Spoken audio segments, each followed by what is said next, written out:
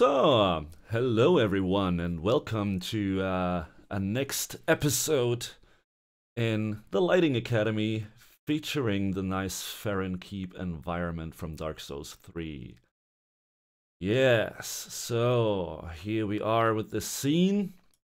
Yeah, before we get things started, as always, everything that I'm about to say is my opinion, my experience, and the way I do these things. And there are many, many other ways of doing these things.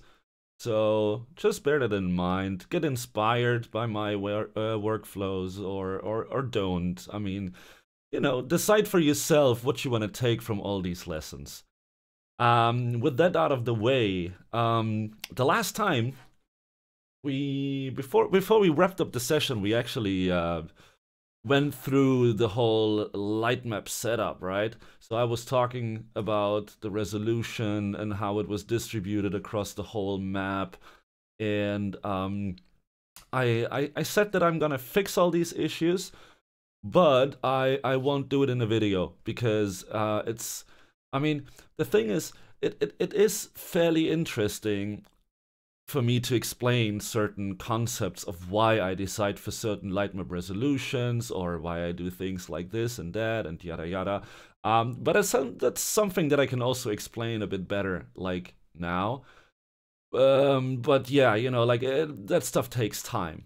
It took me approximately 2.5 hours of going through this scene and just setting all the light map resolutions correctly, because there is actually a lot of unique assets. There's a lot of stuff that, like, you know, like it kind of looks the same, but it actually isn't. So I had to deal with tons of variations. So that just took a while, and it's not really interesting for you guys if I'm just gonna spend a 2-hour video like tweaking light maps. So anyways, I did that, and just for the sake of you know, illustrative purposes, I have, let me see where it is.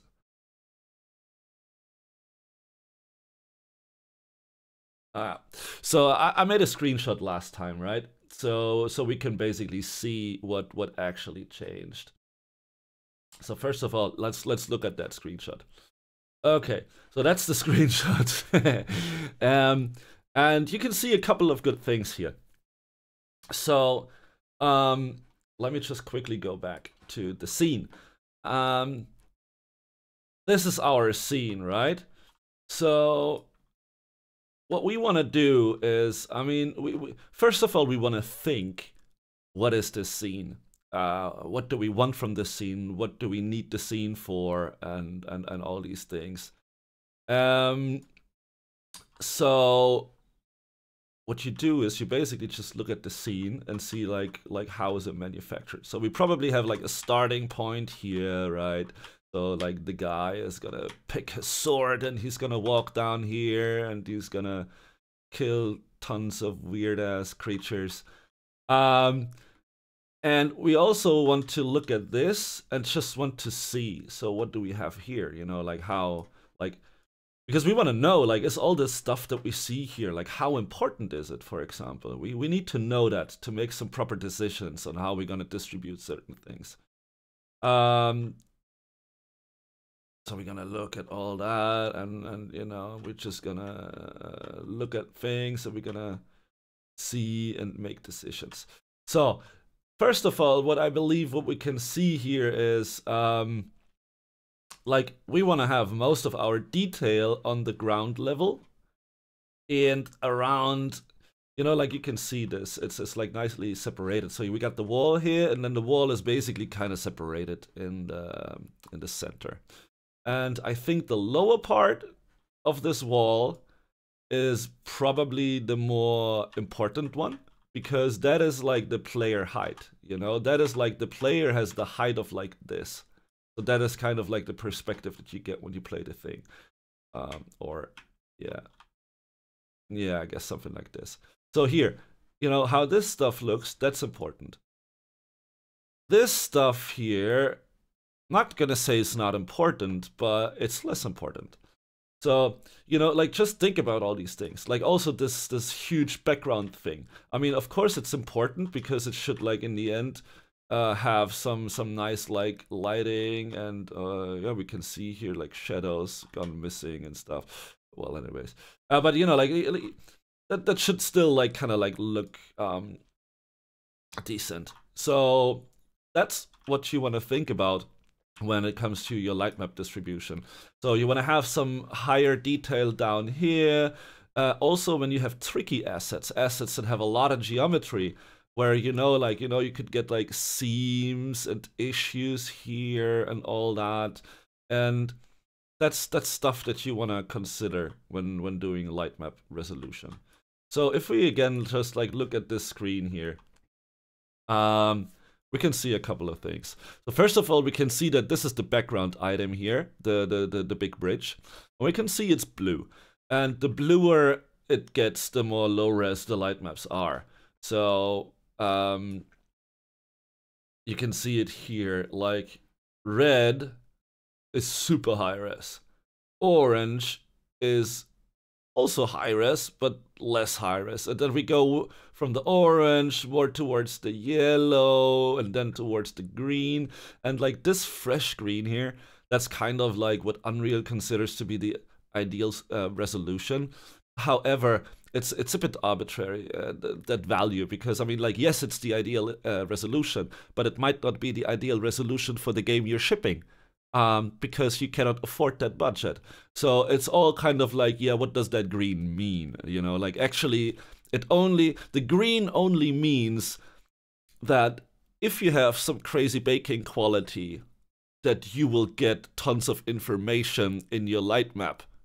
That's the only thing that green means. Because if you would bake the same quality settings into a light map that is blue, you wouldn't have enough detail in the light map to draw all these details that you bake. So it doesn't really tell you if it's working for your game or not. It just tells you like, yeah, that resolution is probably enough to get like super small scale details represented. But if you don't want that, then that's a conscious decision against it. And that is exactly what I'm going to talk about now. Because what we are going to do is we decide consciously against this for reasons on multiple objects that we can see here in the scene, right? And that's what I just want to explain a little bit to you guys. Also, you can see these weird... It's pretty hard to tell what color it is because of the contrast. I mean, it almost looks purple, but it's, yeah, this weird color here. Anyways, this brownish, purplish, weird color. That means the object is dynamic. So it just doesn't render any resolution. And so yeah, what I did was I just went through all of this and, well, chose resolutions that I would consider the proper resolutions for doing this scene, right? So I'm gonna explain all of that to you when I show it. Yes.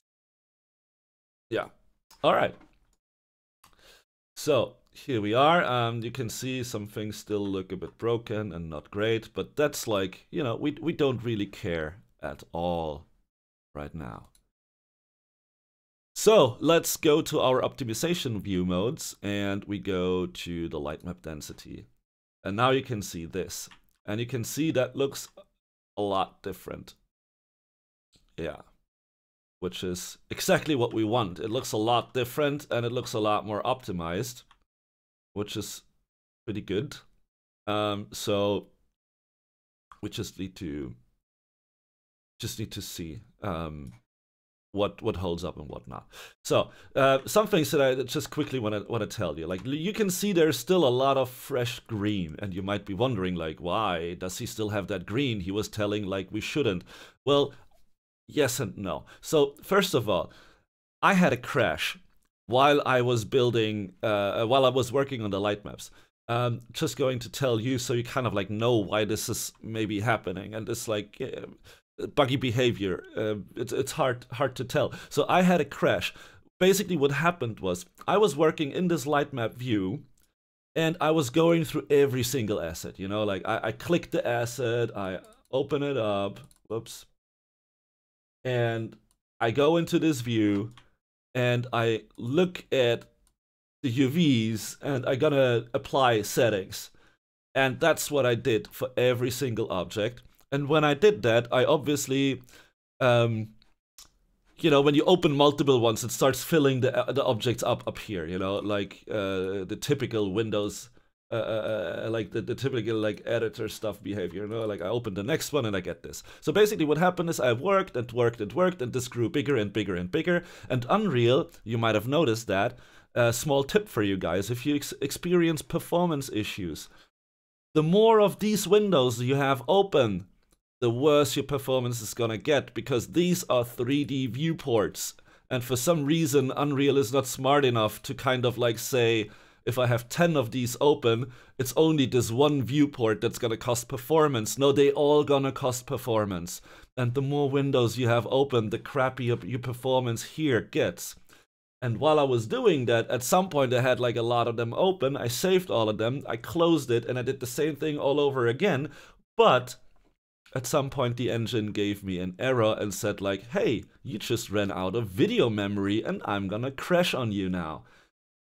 So the engine crashed, and when I restarted the engine, and this is the interesting thing, the engine crashed while I was in the light map density view mode. And when I restarted the map, I was still in light map density view mode, but all the objects that I changed, they were still red and green again. And I was like, what the fuck happened? I just changed all of that. Did it all lose the settings? And then I went into the object and I checked the light map settings and it was correct. And I just changed the resolution by 1 pixel and then changed it back, and that reset the view. And then it was all like it was before. And I was like, okay, so it's just the view mode that has like a cached data that is broken or something like that. So that's basically what happened. This is a cached status of the viewport somehow. And basically you can see this is the real resolution, and it's just like having troubles with the LUTs to display the proper resolution. But actually the LUTs still have that blue resolution, so it's just like a visual glitch. And to fix that, what I would need to do is I click the thing, the floor tile, I go in here, and I'm just gonna bring this over. You can see the floor tile here, and you can see that the light map resolution of the floor tile is 16, and I make it 15, and look what happens. It gets blue, and I make it 16, and it's still blue. So you can see it actually is using 16, but the cached data of the viewport is broken. And honestly, I don't want to go through all of them again, just so you can see that everything is blue. That is why I'm explaining what is wrong here. So everything is actually blue. Everything looks like this, but it's just a view mode bug. However, some objects, I left them at green. So for example, these ones, they are actually having that high resolution. For example, here, you know, like with the overlaps of the cloth. So here you can see the cloth. I just wanted like some resolution on these. And also, the thing is, green is not necessarily bad. Because it's so yeah, of course green is high, you know, but like if I would have the green resolution on this wall, I might need a 1K light map, and that would be very, very bad. But green is not bad, excuse me, per se, because if we look at this here, the effective light map resolution that we use on this object is 64. So yeah, not a problem at all. Good. So what I also did was, you might remember in the last session I said like, I'm not yet sure if we're gonna light all the vegetation with light maps, or if we're gonna use volumetric light maps, or well, let's call them light probes for vegetation. So what I did, I set all vegetation to static now, because before like some vegetation was set to movable, some was set to static, some was having light map settings in the foliage painting mode, some was overwritten. I was just like, you know, for now, fuck it, let's just do everything static and tweak all the resolutions so we can work with it and decide. And if we decide that we're gonna switch something to dynamic, fair enough, that's fine. But if we need it at static, at least it's already gonna be set up, so we don't need to like on the move, like while we're doing this, constantly tweak things. So right now everything is tweaked towards light mass, but we will just see how it goes. Yeah, so this is also like again here a view bug. So you can see I drastically actually reduced the resolution of many of these objects. And I actually this will be enough. This will be enough resolution actually to just give you an understanding. On Battlefront, we use super low res light maps. It's like if I would tell you, or if I would show to you how some of the stuff looks in Battlefront in regards to light map density and all these things, you would say like, are you fucking crazy? Like, are you lying to me? Because I can't believe that the game looks that good with such bad light maps. And the thing is, it actually, depending on what type of content you have, it doesn't matter. It's indirect lighting, and I'm talking about not shadowing. I'm talking about only like color bounces and all these things. It's extremely low frequency. The problem is indirect shadowing. That's the one where you need the resolution. That's the stuff, like if you remember from my other session where we talked about architectural visualization, you want to have all these tiny little shadows and all that, like a V-Ray render. That's the crazy stuff. But let's just click this wall quickly and override the light map resolution. So if this was Battlefront, this wall would look like this. So this is a pixel, just so you know. That is the light map resolution that we ship on Battlefront for exterior stuff, something like that. I mean, of course, we have higher res light maps. So, for example, the Death Star map might be around this, maybe. So this is kind of like the resolution we use on the Death Star interior, something between this and this, you know, around that. But I mean, we don't do stuff like this. Actually, I'm working on a few tests with higher resolutions, but yeah, we haven't shipped anything like that so far. So just so you understand, right? And like a lot of like small detail stuff actually comes from like ambient occlusion and things like that. So it is actually our bake itself is extremely low frequency, so to speak. And honestly, that is something that you can do here too. So we don't need all these crazy resolutions all the time. So first of all, I tried to have like something that is a little bit more towards the greenish turquoise spectrum down here. So you can see like some of the more detailed objects, they are more towards something like green. Flat walls, they usually are quite low res. So you can see like this piece in here has a lower resolution than this one because this has some sort of detail. That's just a flat wall. These are these pieces, so I tried to get like a proper res here as well. Same goes for all these things. You can see that some of it is like still pretty high here because that's like a lot of geometry detail and I didn't want to get any weirdness. But you can also see that I tried to not have like super crazy resolutions like up here. And it's also like, you can see like these meshes here, like this one, for example, that, also has a hole, apparently. Didn't notice that before. But like, you know, you can see all the broken stuff, all that geometry. I'll try to kind of like make it a bit, I wouldn't call it more high res, but you know, like not as low res. So you can just have some details here. And of course all this stuff. I go fairly detailed with these ones. But it's actually, again, it's not that crazy. I mean, you can see like the object itself is like fairly detailed. There's quite a lot of these vines. And if we look at the resolution, I'm at 64. So that's okay. It looks green. It could be blue maybe, but since it's such high details and like curved and like here it's like, you know, one is over the other. It just kind of like want some resolution for that. That's why I kept it like that. Now something interesting. You can see these leaves here, and you might think like, why do they look so weird and just have one color? I can tell you, those leaves, they were insane. Those leaves, they had like resolutions of like 256 pixels and 512 pixels, and some had light map resolution of 1K. To illustrate what that means is, I mean, it basically...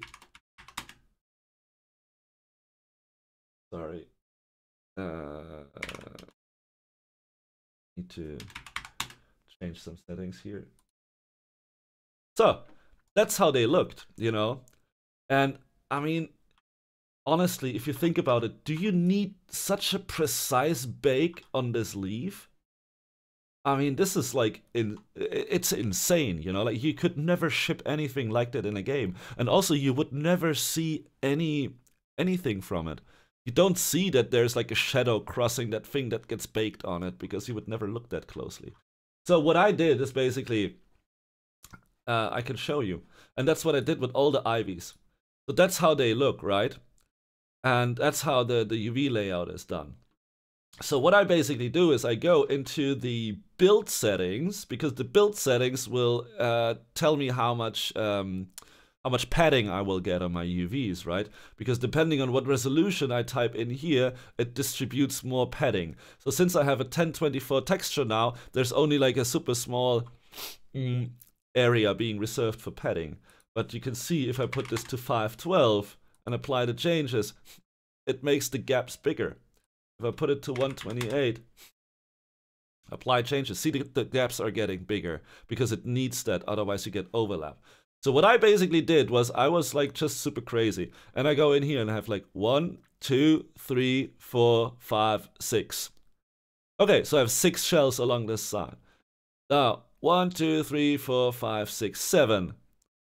Good, that's a 7. This looks like it's almost the same amount. So what I'm gonna do is I'm gonna type in min light map resolution 8. I'm gonna hit apply, and this is gonna happen. And then I'm gonna go down here to the actual light map resolution, and I say 8. Bam. And now you can see that every leaf gets 1 pixel of light map information.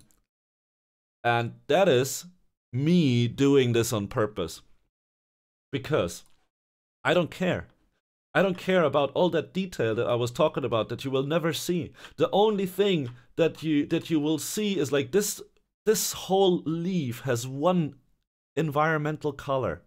It doesn't need a gradient from here to here, because those gradients you're gonna get from AO and all these other things. If this thing has just 1 pixel sample of like, this is the color that you're gonna get, 1 environment color, bam, it's still gonna look good. It looks good enough for everything that we gotta do. And you don't need more information. And that's why I set these things up like that, you know? It's like super efficient. But it's really enough to have 1 pixel per leaf, because we don't need all the gradients. We could even argue that like this stuff here, we could even argue like, why do you need so much resolution? But actually it's not that much resolution, because if you look at it, that's the UV, and it's 64 pixels. I mean, of course, we could like go in here and say like, make it 32 and then apply. So now it made the gaps bigger, and it already lost some resolution. And now we go down here to 32 as well.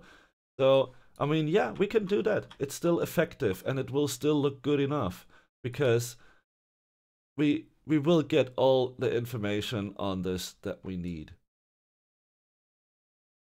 That's gonna be fine. So that is basically how I tackled all this stuff. And it's also important because I think I told you that so basically when I went through all this, right, I discovered that scene had tons, and by tons I really mean a lot of objects that had light maps set to 512 and 1K. For basically no reason that really makes visual sense. And the problem is, first of all, the map had streaming issues.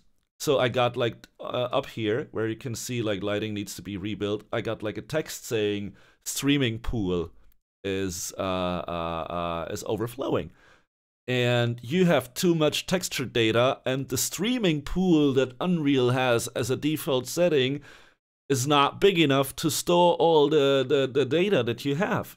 And it started like swapping up textures and getting low-res stuff because it couldn't handle all the data anymore because it was way too much data. That's point one. Point two, the baking took ages. Because it takes a while to solve all these huge light maps. So it's extremely inefficient. Basically, you don't get any visual gain from setting these leaves to 1K. And it just like, you know, it fucks with everything. It fucks with the baking times, with the iteration, with your memory. I mean, of course you can work around that. You can increase the streaming pool, for example. I can also show that. It's not a big deal. But, you know, you just need to be aware of these things and that they happen. So there was a lot of stuff that just didn't make any sense of all in terms of how it was set up for what it was supposed to be and to do, you know. Also, like, if we look at the trees, I tried to make them as low as I possibly can. So the problem is that speed tree apparently UVs the branch parts, like the leaf parts, differently. What do I mean by that? Let me show you.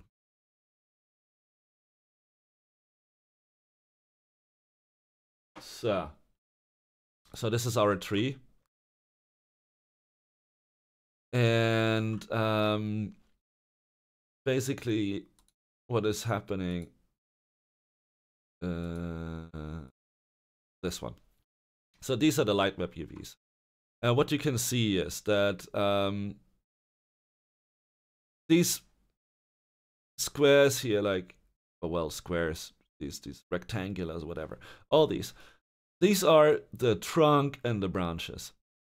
And this stuff over here, these are the leaf planes. And what you can see now is I have a light map resolution of 64 on that tree. Just so you know, it was either 256 or 512 before, which is obviously crazy because it's like 6 times longer to bake and stuff like that. So you want to be very careful with trees and such high resolutions. So basically the relationship between the branches and the trunk and these polygons here that are the leaf cards is wrong. So no matter what I said as a resolution, the leaves will always have lower res than the trunk because they are scaled smaller. And I think that's just the way Speed Tree does it. So, I mean, if I change the resolution of... Because, like, if I say I want the trunk to be low res, like the leaves, the problem is, like, the leaves are just going to get even more low res. I can't have them both at the same resolution, as you can see. So... You know, if I go in here, if I make it 256, so now the trunk is green, but the leaves are still low res. So let's just keep it at 64. And again, we might not bake this at all. Also, I think it's not very efficient to bake trees in general. So the thing is, like, personally, this is a little bit of a dilemma, you know. I think Unreal has a bit of troubles with foliage lighting because basically you can either have light mass and then you need to have super high-res light maps for your trees if you have trees with some proper details. Or if you just crank down the resolution of them, you will get tons of like dark spots on your trees. So light mapping trees is something that I think is not very efficient, especially, I mean, this is okay in this scene, but imagine you build a game and you have to bake a whole forest. Then you can make the forest dynamic. But if you make the forest dynamic, you will only get probes from the terrain and from static meshes that you have there. But since the trees are all movable objects, they will not generate probes. So the trees will not self-occlude themselves. So that means that all the trees using these probes will get bounce as if the landscape is just empty and there are no trees. Which means that all the trees will look very flat when they are lit dynamically. And you can't turn on distance field ambient occlusion because you're using light mass. So it's kind of like, you know, there is not a good solution to render foliage efficiently in conjunction with using light mass to bake buildings and stuff in a proper quality. I don't know how much I can tease about this, but there will be something in 4.19 to address this.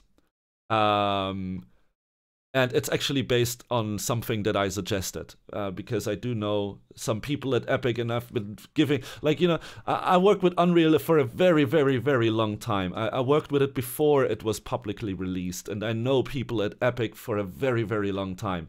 So since I am working with Unreal so much and I have a lot of experience, sometimes when I have certain feedback or when I have certain ideas, I'm not saying that they do my ideas or that I have people working for me, anything. It's not like that. But it's basically, if I say something or if I suggest something, there is a potential that it gets considered a little bit earlier or more frequently, because I have been contributing to Unreal for a very, very long time already.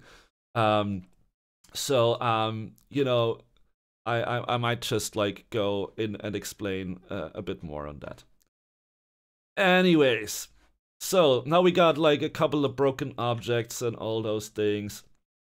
So what we want to do is we just want to do a test bake of that and see what are we getting, how does it look.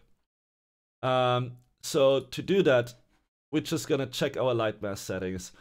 I think I actually reset all of that the last time already, but I'm not sure. Maybe those are the settings from Benjamin, maybe not. I don't know. One important thing though, I did a quick bake the last time just to see if it was baking in a nice speed after I did these changes. And important to see when you look down here where the light maps are, the packed light and shadow map is a 2K map. Before I reduced all the resolutions, we were above 300 light maps. And now we're on 150. So basically, because of all the reducing the resolutions, we were able to reduce the light map amount that we need for this map by basically half, which also reduces the memory footprint by half, which then again means that we won't run into any issues with this scene.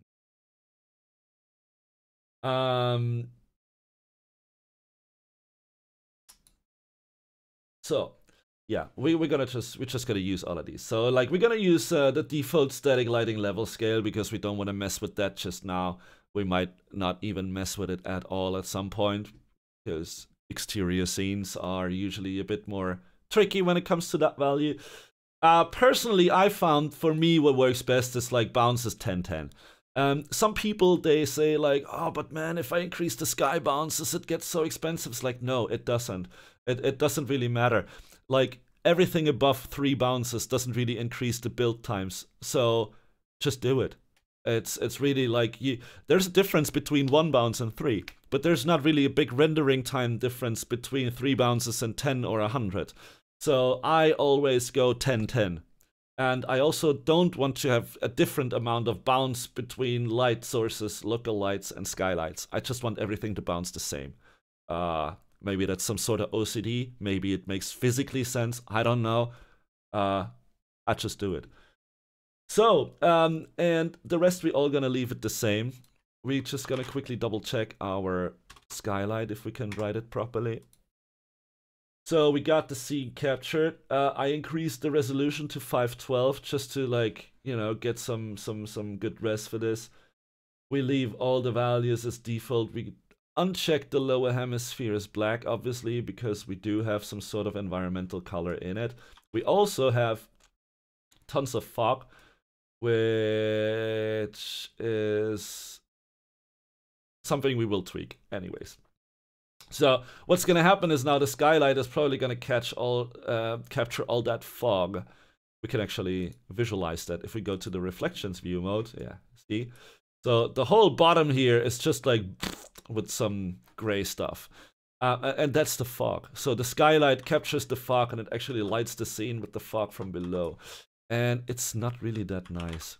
So what we can actually do is if we just go and turn the fog off, we can see that there is a lot more information here from our HDR image, right?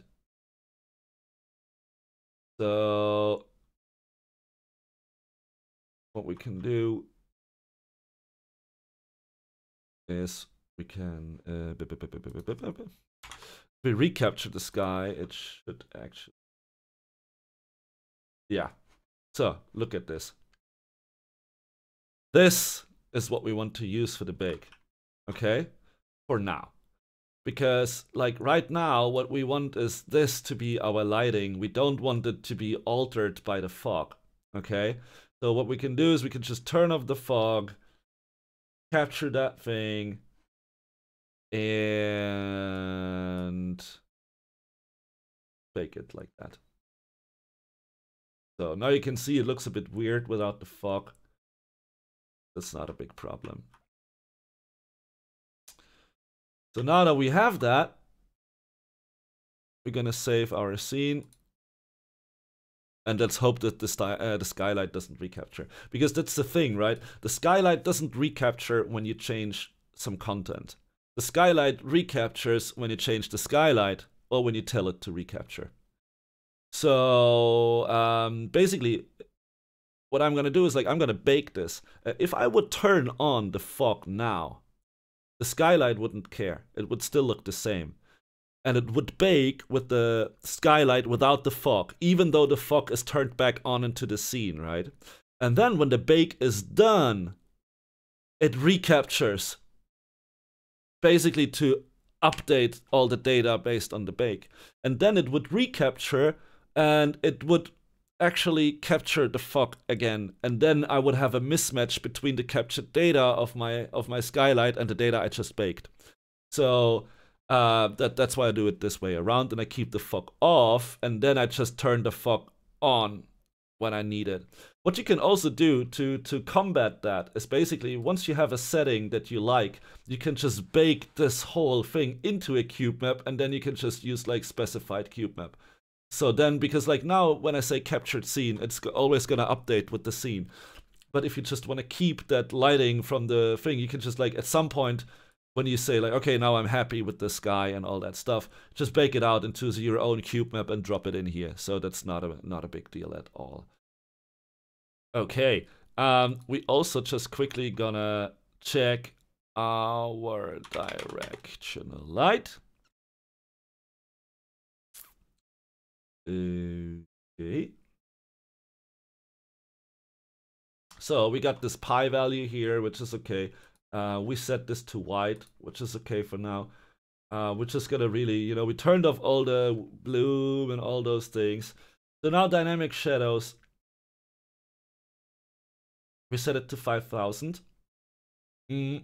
What that means is we're gonna get cascaded shadow maps up close for 5,000 units, and after that it blends into the baked shadows. One of the reasons why I'm doing that is because, yeah, well, we have some vegetation animation, and as you can see, the shadows move. And if I would bake the shadows, they wouldn't move, obviously. So what you want to do is, like, close up to the camera, you want to have moving shadows to get all that feel. And further away, you don't see it anyways. But we might actually do some pretty cool things with that. So my idea is like I want to touch the animation of the foliage of the grass as well. I want to show you like a cool grass shader that I built once for animating grass pretty nicely. So like I would love to get some more motion into the scene because I think it feels a bit dead. So yeah, that's just something else. Then one thing that I like to do, we got the indirect lighting intensity.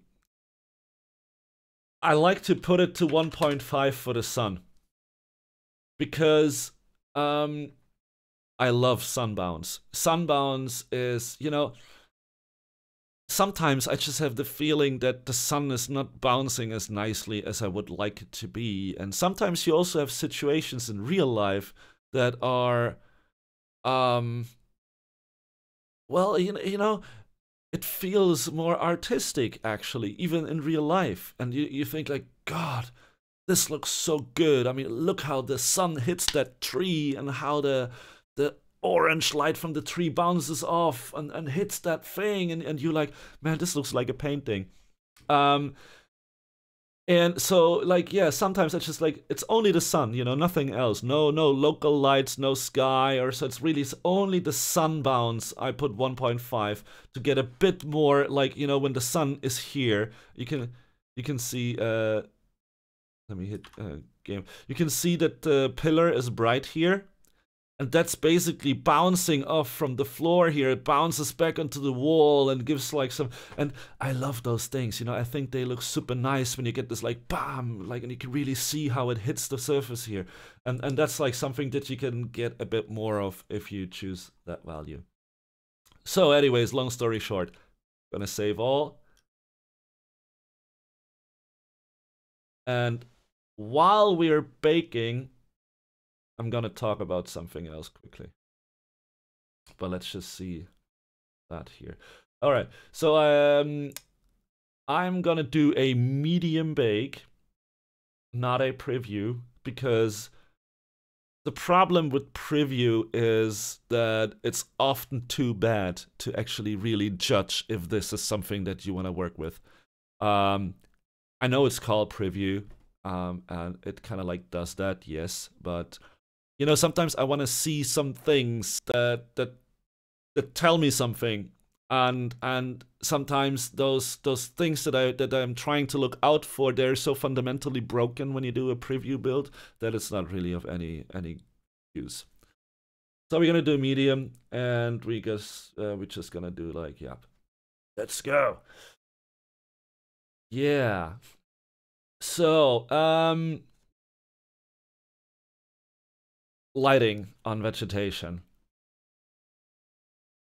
To quickly illustrate that for you. So you can see like tons of stuff is broken now. All right, so if we're gonna visualize the volumetric light map. Yeah.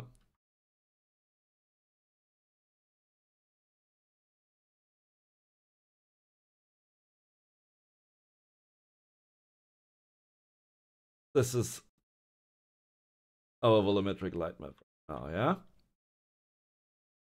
And what you can clearly see is here we have no geometry, right? So that means the probes are spaced very, very bigly. Like there's huge gaps between these probes.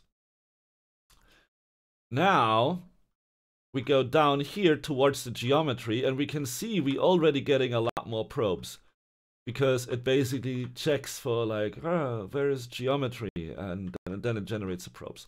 And you can see we get the bright stuff from below, because that's the ground color basically that is bouncing off. So, and we also have tons of them here, right? So, and now important.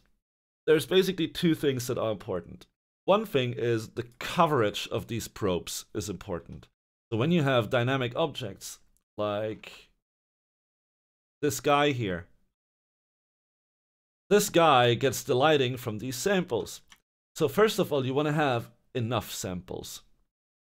But second of all, you want to have samples that make sense. So basically, how I can explain this is, we have this sample here. And now we have the guy standing here, right? And the guy stands here right now, which means he is occluding that position. But he is not standing there all the time, and that is why this probe basically calculates a value that is unoccluded. It basically calculates the value of exactly this point here without the guy standing there. So when the guy stands there, the guy looks correct, because it gets sampled like that, right? And that is only for dynamic objects. So, but since I said that doing trees with light maps is very inefficient and expensive, I was basically, what I want to do is I want to light that tree with these probes. And of course I can do that. I can just make the tree like this guy here and light him with the probe. But now we come to a problem. And the problem is occlusion. This guy is not that complex, so we don't really see a lot of the problem that we have, that there is a lack of occlusion, a lack of depth. But when we have a tree, we actually start seeing that problem way more prominent. So if I would basically put a tree here, the probe still bakes the data as if the tree was not there, because the probe doesn't see the tree. Because I have to set the tree to movable to be able to receive lighting from the probe on the tree. But when I set the tree to movable, it doesn't generate probes around the tree where the probes store the information of, like, how does this look if the tree occludes itself. And that is the problem. That is why basically the trees will get unoccluded information, and of course they can be lit by those probes. But they will not shadow themselves. They will not occlude themselves, and that will make them look flat. So what I suggested for Unreal was, can we have a setting on the mesh, like a checkbox, or can we have a mobility setting, you know, like basically all the objects are always static or movable. And let's just say if you set it to stationary, it basically generates probes like a static object, but it doesn't use light maps and instead gets lit by those probes. It won't be stationary mobility, but there will be a light map setting in 4.19, and you can basically use that setting and say, hey, tree, you are a static tree, and you will generate probes, but you will also use those probes to light yourself, and you will not consume any light map space. And that way, you can basically say that all these probes that we have here, all these probes, they would actually store information of the occlusion of this tree, which they don't do now. And then I can set this tree to be lit by the probes. And that's what I said to the people I know at Epic. I said, this is one of the most efficient solutions to light vegetation without spending a lot of data on it, while still having it look really, really, really good. Because we're not talking about some sacrifices in terms of visual fidelity, and I'm gonna show to you, because I basically did a small test with these trees on how that could potentially look like. Of course I faked it, but I mean I didn't fake it in a way that it doesn't make sense as the solution. So let me just quickly see it, where it is. Yeah, here I got it. So, this is the tree with light maps. Okay, so that is the tree that we have in the scene, and you can see how we get the shadowing in here and how all of that looks nice, right? Screen space ambient occlusion is turned off completely here. So there is no real-time ambient occlusion, no baked ambient occlusion.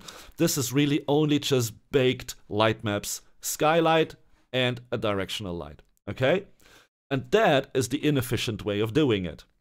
It's also the way that can cause like errors, like you can see here, like where does that come from? It's probably like some light map issue or something like. So now, if I would set those trees to dynamic, they would then look like this. And I guess you've all seen that before. When you use vegetation, set it to dynamic, it looks like this. Because, again, the tree doesn't know, like here, there might be a probe exactly here, but that probe doesn't know that it's in the center of the tree. And it doesn't know that it's occluded, so it just renders super bright, and that's why this looks like that. So what I did was, to fake it, I copied the trees, and I have them there twice. One set of trees is set to movable, the other set of trees is set to static, but then to hidden in game. So when I press G, it hides the static trees that generated probes, and the dynamic trees are then being lit by those probes. And then it looks like this. So I think you can see that this is a tremendous difference. So this is a dynamic tree. It's a fully dynamic tree. The tree is not baked, no light maps whatsoever, but this is the tree that is baked with light mass, and this is the fully dynamic tree. And you can see this weird green thingy here, and now I go back. This looks so much nicer. I actually think it shades so much better. So this is basically what we can do with 4.19 when it comes to vegetation. And honestly, I can barely tell you how fucking excited I am for this. Like, this is a feature I have been waiting for years to get this. This is like, man, like, people are gonna build such amazing scenes with so much good-looking vegetation and light mass that it's like, it's gonna be mind-blowing, because before you had to use like light propagation volumes or stuff like that, but you know, now you can get like a proper sun bounce on rocks while having super lush vegetation that is just gonna look kick-ass. I mean, this is like one of the most happy moments for me, that we finally get something like this integrated. And I mean, like, just, you know, regular dynamic, occluded dynamic, regular dynamic, occluded dynamic versus light mass. I think that the dynamic version with occlusion looks even better than light mass. So very, very, very excited for this. This is really something that that's gonna be massive. Yep. So we're already on 13% here. So let's just quickly have a look at what else we might be able to do with this scene. What I want to show you as well is if we're gonna go into buffers, please color. Yeah. So, I always like looking at this. Just excuse me. That we are, you know, in the right ranges. And when I look at the textures here, in general, they're pretty good. They're not too saturated. They're not too contrasty in most instances. There are a couple of things that I personally think they might be off a little bit. And I'm not sure. So I think like some things might be a little bit too dark. I think they could potentially be a bit brighter. And other things, like I think, for example, the vegetation. I don't like it at all. The thing is, I was actually, let me see if I can find it again quickly.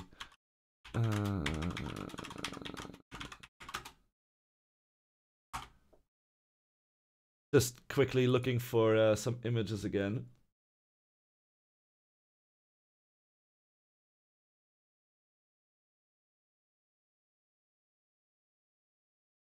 Yeah, seems like I'm having troubles finding that one shot, because I think I said that in the last video already, that I don't like some of the colors when it comes to the vegetation. And the interesting thing is, I actually saw it on some of the images from Dark Souls. The leaves are almost black. And you know, this is a tricky case. So like we can basically say like, yeah, you know, like Dark Souls has black leaves, so whatever, fuck it, make the leaves black, you know. But personally, I would prefer to not have black leaves. I would prefer to have something that looks very sexy in terms of backscattering and things like that. So I guess many of you have seen the new Unity demo video, right? Book of the Dead. If you haven't, watch it, because it is mind-blowingly impressive from a visual perspective. But there's some other cool things in that demo that are really cool. And I'm not going to show this now because I'm doing secret advertising for Unity. Actually, I don't really care about companies at all. I think it's stupid. We're one big community of 3D people, and we should not care about companies. We should just care about sharing knowledge and helping each other, because that's what makes the industry grow. And that's what keeps us all alive, because, you know, like someone finds out something and he shares it, and then everyone can use it, and it makes all our games better. It makes all our experiences better. And I think there's nothing worse than doing fucking corporate bullshit of trying to prevent people from acquiring knowledge and sharing knowledge. And the Unity guys, honestly, I'm not a big fan of Unity, the engine, but I'm a big fan of Unity, the company, because those guys, they share. I was asking questions about how that demo was made, and the guys from Unity replied to me and told me how they made it. And I'm the guy from DICE, you know, working with Frostbite and all the secret stuff where we never, you know, and they just open-mindedly tell me their secret sauce. And I'm like, hey, that is amazing. I never thought that you guys would do, but I just asked, you know, like, I mean, I just grabbed the Unity guy online, basically, and started asking him questions. And I mean, he could have said, like, fuck off, I don't do that, and I'm not allowed to talk about this. But no, he answered my questions. And I was like, this is amazing. I love you people for doing that. And I'm just gonna quickly show something from the demo so you can see it. Because we're baking anyway, so you can see this like runs in real time, obviously very impressive. It's using Megascan's assets, so it's let's turn this down here. But what I actually think is quite nice to look at in this video, of course, is animated grass. I'm looking for a very special shot. What? No. No, not that.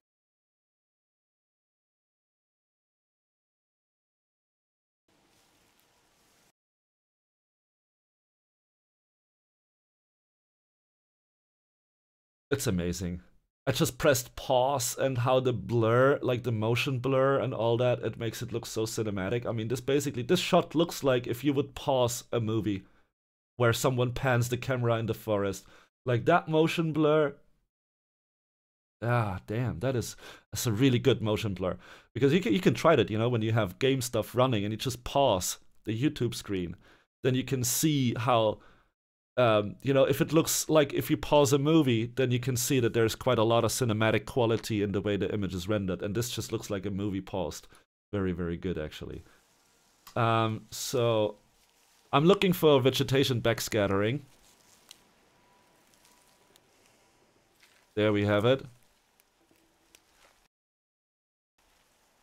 Here, there it was. You know, like, it's just that split second here. You know, how this makes the whole forest come alive. Like, you can see the dark leaves and all that, and then it's just like when it gets back hit and it starts to give you this fresh green here, bam, bam.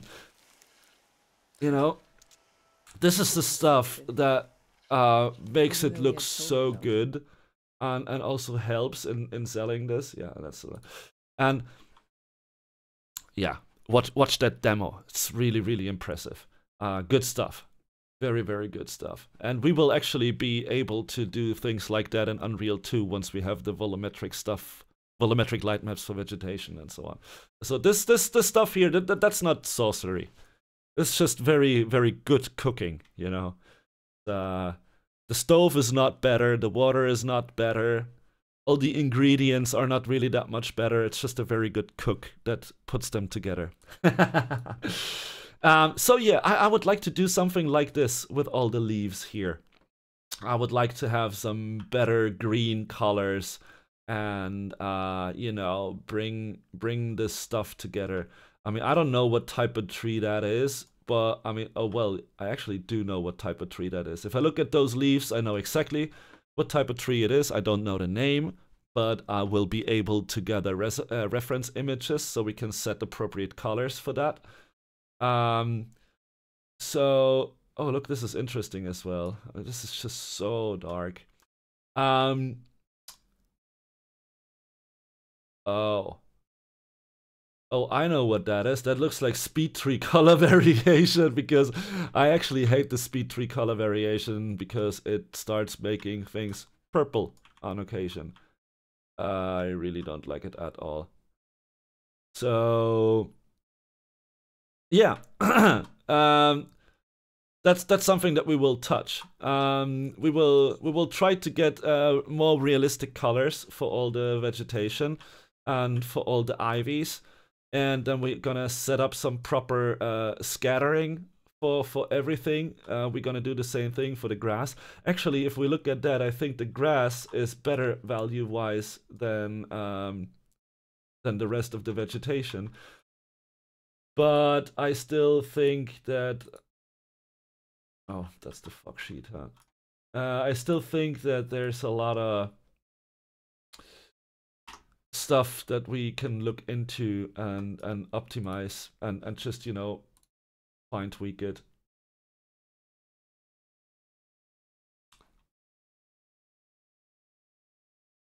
So what I like to do is, I just like to take the texture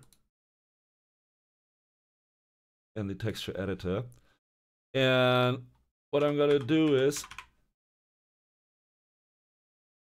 I'm just gonna do some quick value tests.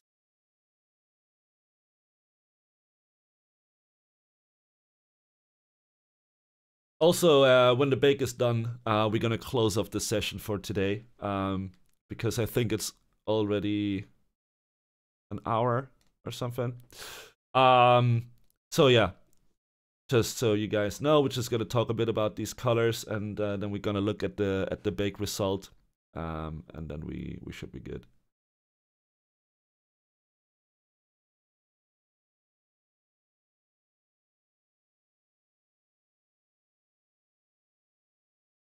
So we're gonna this.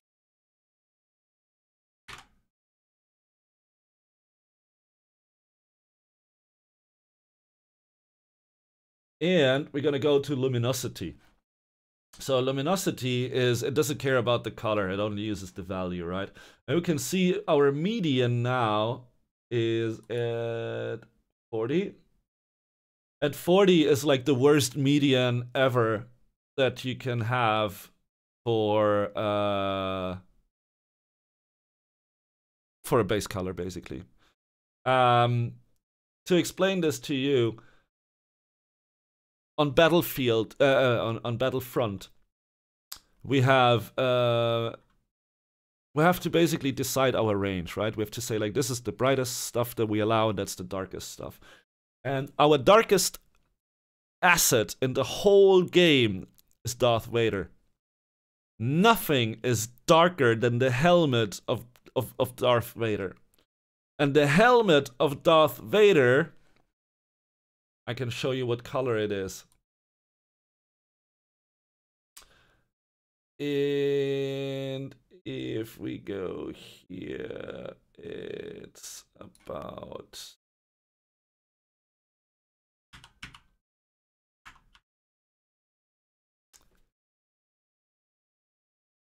This is the base color value of Darth Vader. Around that. It's 52. We basically say like nothing will ever go below 50. Okay? So that is a brightness of 20%. Yeah? So if I would take this value and fill this, do you see that this value, that gray value, this value renders as pitch black in the engine? Just so you know, right? Is a median of 52. So now we have our forest ground at a median of 40. So this is darker than this thing is gonna be like black in the end. Which is the reason why it's not, let's see. If we go in here, and we go in lit, do you see the floor? No. Looks black, right? And that is because there is no more information. Like, I mean, we do see some detail, but that's like specula and reflection and stuff. So that is a huge problem. And that is, actually, that's a problem with like, I mean, even we at DICE, we have that problem that people still author the textures way too dark, right? So that's just something that's always going to be a problem.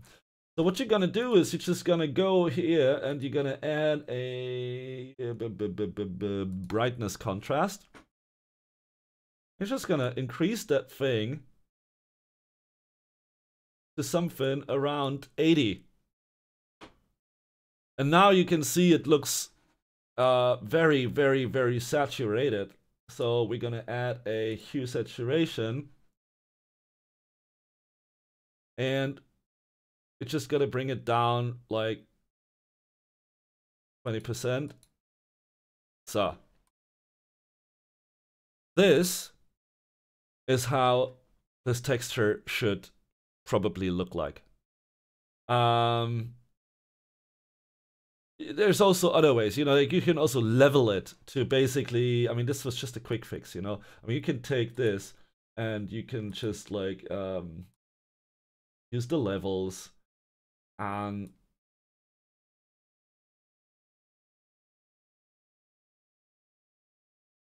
then, you know, like try to do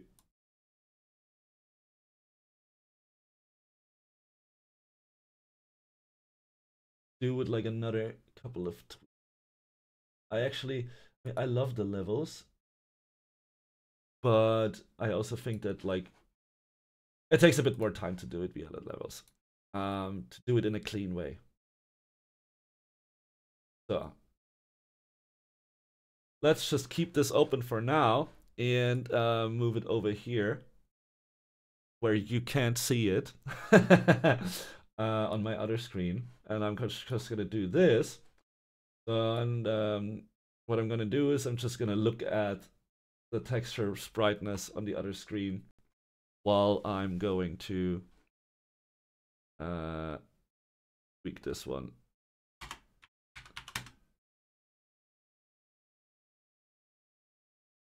Okay.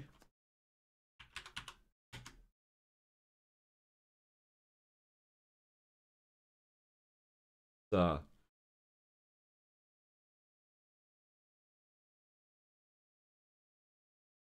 I actually think that we can go with this.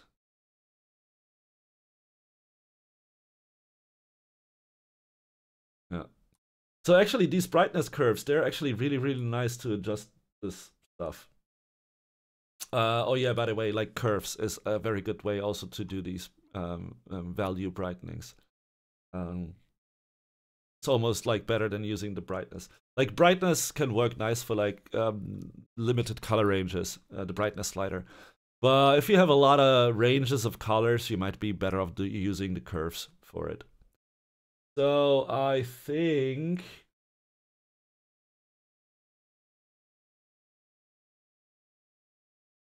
well, maybe let's go with 0.65. Because actually, like, you know, it's better if the textures are too bright than if they are too dark. Just that's always like the way.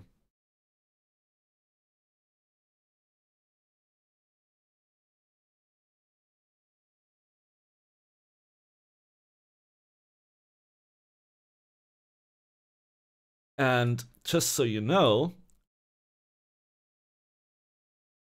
the diffuse values are actually one of the reasons why all this stuff here is so dark. Because basically what's happening is the light is not bouncing as much as it should. And that's why you basically get darkness where there should not be darkness, where you don't want some darkness. You still get it, because you don't get enough bounce in relationship.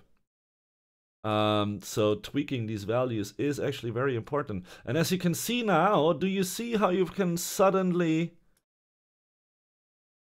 Let's see where we were here. Do you see how we can start see the ground material now, even that we are in the shadow? Of course, it's a bit wonky because we haven't baked right now. But, you know, it just... Suddenly the whole material becomes readable. So I can already tell you now, this is what we're gonna do in the next session. This is what we're gonna do in the next session. We're just gonna fight our way through the whole damn map, and we're just gonna make nice diffuse values.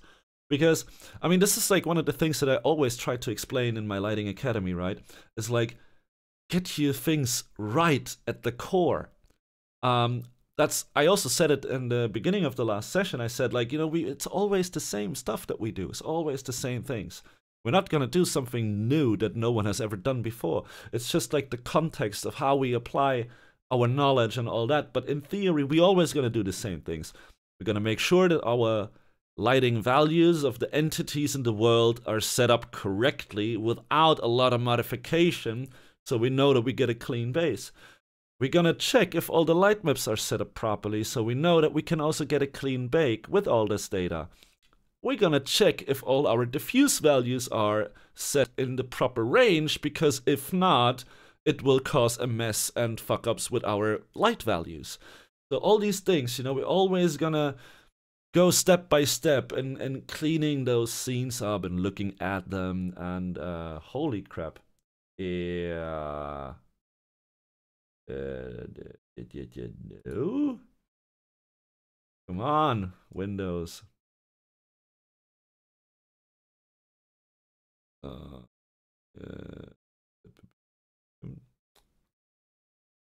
Beep. All right. So, I mean, you know, just imagine what happens if we touch all the stone materials, because like there's no information here, and that's not because our lighting is not strong enough. The lighting is perfect. Okay, so this is interesting. This is very interesting here. You can see how the shadow fades in and out.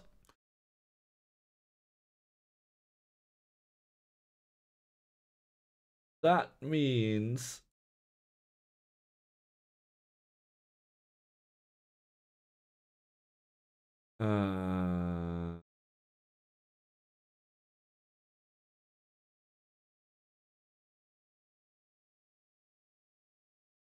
yeah, that means like you can see that we don't cast the static.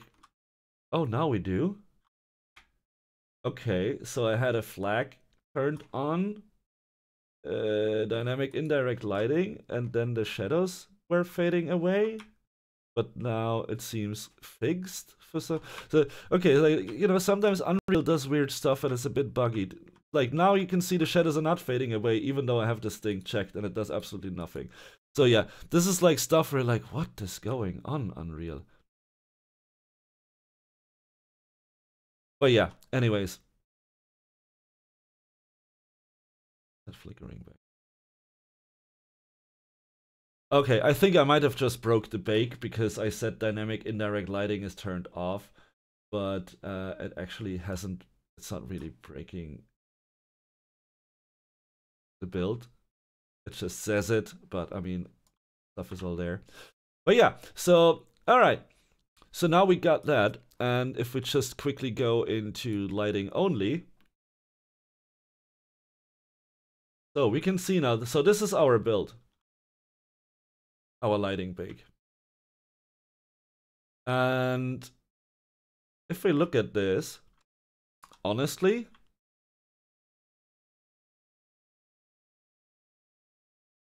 I think that is a fairly clean bake. I mean, it's a preview. It's not a preview. It's a medium bake. But I mean, you can see this shadow here is a baked shadow from the slide here, and this looks also good to me. We can get some proper shadows here.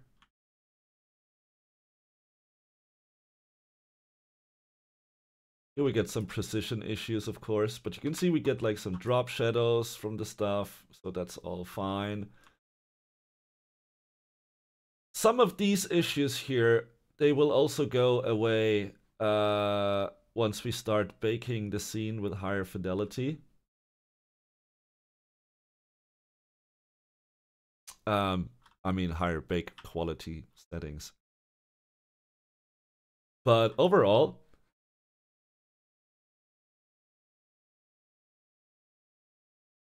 yeah, this looks actually like a pretty good bake already.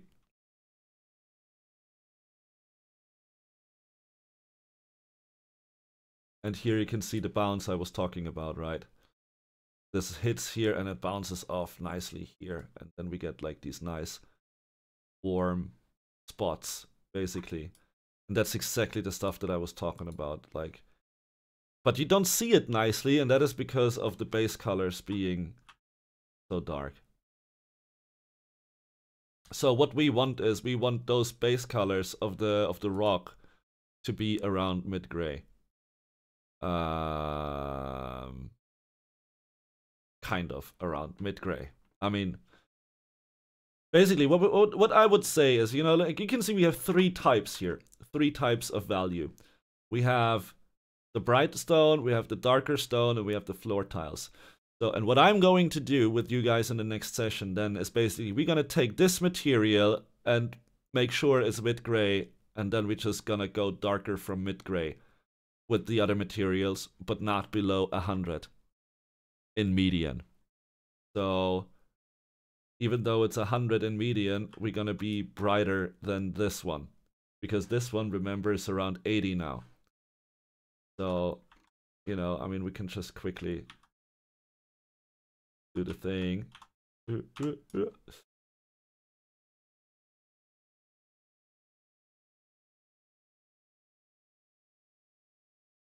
Get over.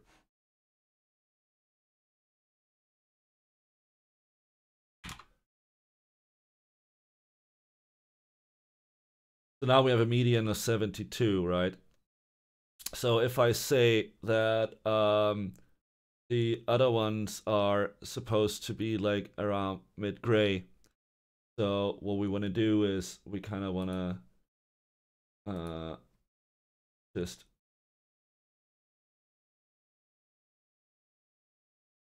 take it and lift it probably to around 120 or around 107. And then the other one will be around 115-ish, and the other one will be around 128. And then we have our scale, right? And then we already have that relationship for the textures. Nope. And yes, of course, then when we have that, we will see a lot more. It will look a lot more like this. Okay? So this is detail lighting now. And in detail lighting, you don't see the diffuse colors, the base colors. And this is what we will get. You see how readable all that is? And that is because, of course, the base color is this bright now, right? So, oh, that's so weird. So that's basically what we will aim for. We will aim for something that looks like this, but with the correct base colors, obviously. And then we get like all this nice bounce coming and so forth. So yeah, Ugh, God, it took. Okay, the session is way longer again than I anticipated, so sorry for that. I'm gonna bake this out until the next time, so we can start off with a fresh bake and look at the colors and all that. Um, yeah, that's for this session. I hope you enjoyed it and it was like good content for all you guys. I hope I said a little bit less than in the other video. So, there it was. Yeah, I just hope it was a bit more streamlined. I was a bit tired last time, which I think you notice when you watch the video. So this time I actually did some yoga and a cold shower before doing the video, so I was like really mentally there for the Lighting Academy. All right, enough bubble. Have a super good time. Enjoy the video. Take care and see you with the next session. Bye bye.